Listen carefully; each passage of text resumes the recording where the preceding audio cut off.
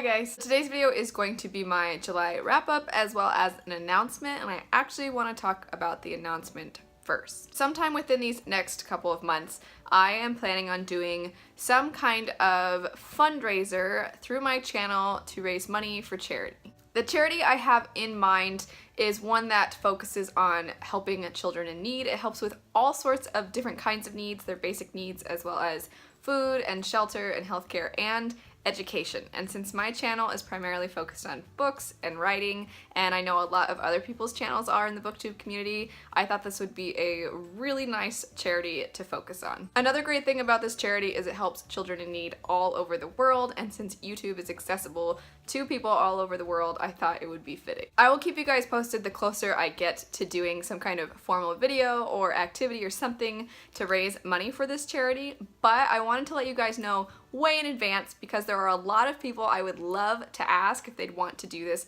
with me and help me coordinate some kind of awareness for this fundraiser, but I don't want to make anybody feel guilt-tripped into doing anything. There aren't too many questions that make you more uncomfortable than when somebody asks you if you want to fundraise or if you want to donate money for something and you just don't have the time or the energy or the resources to do it. I don't want to directly contact anybody and ask, but if you have your own booktube channels or you're really active on Bookstagram or you have your own blog or something and you would like to participate in this, let me know in the comment section down below. Just to clarify, I'm not asking for money or anything right now. I'm just asking if there is anybody who would like to help promote and raise awareness for this. If you guys have any questions about this or have any suggestions, feel free to leave those in the comment section down below also. But anyway, moving into my July wrap-up, I'm gonna start with the first book that I got around to in the month, and that would be Cinder by Marissa Meyer. Oddly enough, I went into it without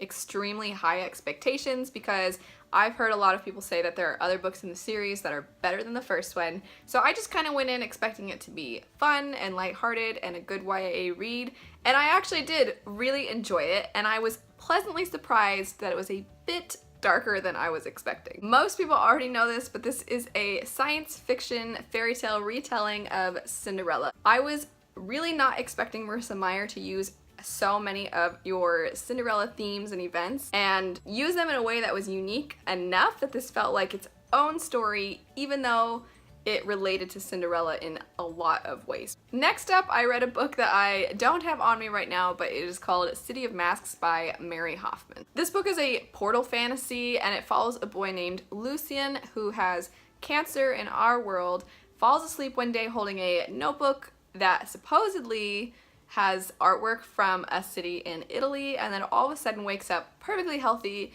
in what looks like a city in Italy. Lucien very quickly discovers that he has found a way to go between two different worlds, and he gets involved in the politics of this new world that he's gone into. This was actually a reread for me. I read it a long time ago when I was in high school. I remember really loving it, and then rereading it again, I still really love it. I forgot how much I liked that book, and for a YA book, I personally found that the relationship between the characters did not feel forced or phony or too teenaged angsty. I really liked it, and even though there's a little bit of head hopping, I still really think that the writing style is strong and it's a good story. Next up, I have a book that I've heard people say that once you read it, you're never going to be able to read fantasy the same again, that it's masterful, it's beautiful, it's so good, and that book would be Name of the Wind by Patrick Rothfuss. Besides just hearing people say that this book is amazing, I've also heard people say that this book is boring, and I have to say,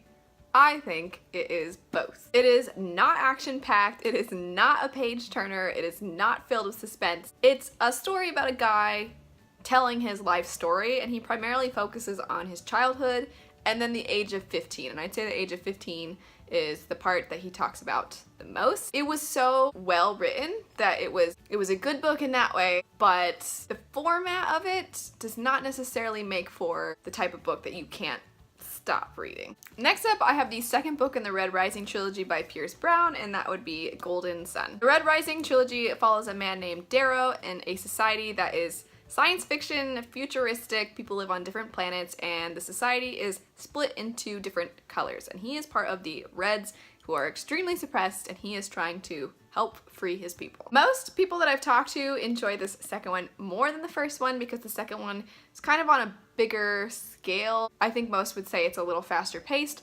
I personally liked the first one more because I was more emotionally torn apart by the first one, but still amazing. The second one is still amazing. I wouldn't say it was worse than the first one. I just was connecting more to the things that happened in the first one. The next book I read was Three Dark Crowns by Kendare Blake, and this book follows three sisters who are triplets, and at the time of their birth they are split and raised in different parts of this island kingdom based off of the kind of magic that they're supposed to have. The book picks up when the sisters are at an age where they're going to have to basically try to kill each other for the throne. I'd heard a lot of people talk about this, so I wasn't necessarily expecting as much action as I think the synopsis implies there might be. So I was ready to be more involved with political intrigue, which it definitely had a lot of intrigue, had a lot of scheming, but it was told in a very unique way. It's quite atmospheric. It doesn't feel like your typical YA fantasy read. On top of that, it's told in third person present tense, which I find that you don't come across very often. I think that that can throw people off. So by that I mean, like, instead of saying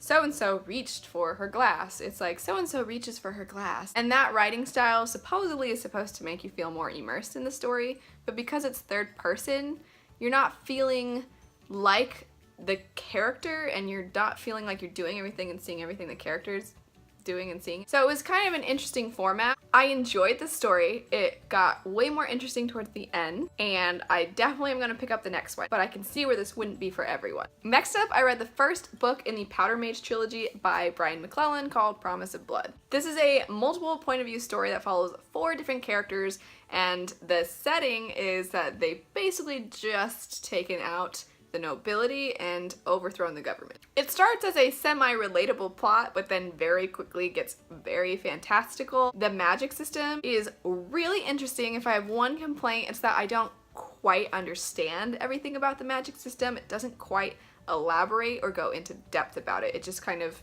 swoops you up and then you go with it. That of course could change as the series continues because it is a trilogy, so maybe the future books go more in depth about the magic system and its rules and limitations. But the main characters in the story, I enjoyed reading about all of them. Even if I didn't love the character, I loved the character depth. Everybody had their own distinct personalities, everybody had their own issues, and everybody had something to lose, which is great in books because then adds a little more suspense. Last, I read part of Lazarus by Greg Rucka and Michael Lark is the artist. I read up to where this little bookmark is because that would be the first paperback. This book takes place in our own world where the top 1% of the wealthiest families in the world rule the world, and within each family there is somebody known as a Lazarus, who is basically like a super soldier that is assigned to protect the family. The story follows specifically the Lazarus for the Carlisle family named Forever, who you find out pretty quickly there might be more to than meets the eye. The artwork in this is so cool. I'm gonna show you guys a snippet from the very first page, so it's not really spoiling it or anything like that, but I just think that the artwork is awesome. Anyway, that is it for all the books I got around to in July. I was really hoping to get around to more of them, but towards the end of the month, on one of my days off, which is usually when I do a lot of my reading, I got stung by a scorpion, and I don't know if you guys know, but in Arizona, scorpions are really dangerous. I was in a lot of pain. I don't know about you guys, but when I don't feel great, I don't necessarily want to read because then I can't really focus on what I'm reading. So towards the end of the month, I got pretty behind on my reading, and I totally dropped the ball on some of my buddy reads, so I feel awful about that. But anyway, that gross scorpion stuff aside, if you guys have read any of the books I mentioned, let me know in the comment section down below, and also let me know if you're wanting to read them. As always, if you guys liked the video, don't forget to like, comment, and subscribe. Click the little bell icon so you get notified when I post new videos, and check out some of my videos right over here. Have a great weekend, and I will see you guys later. Bye.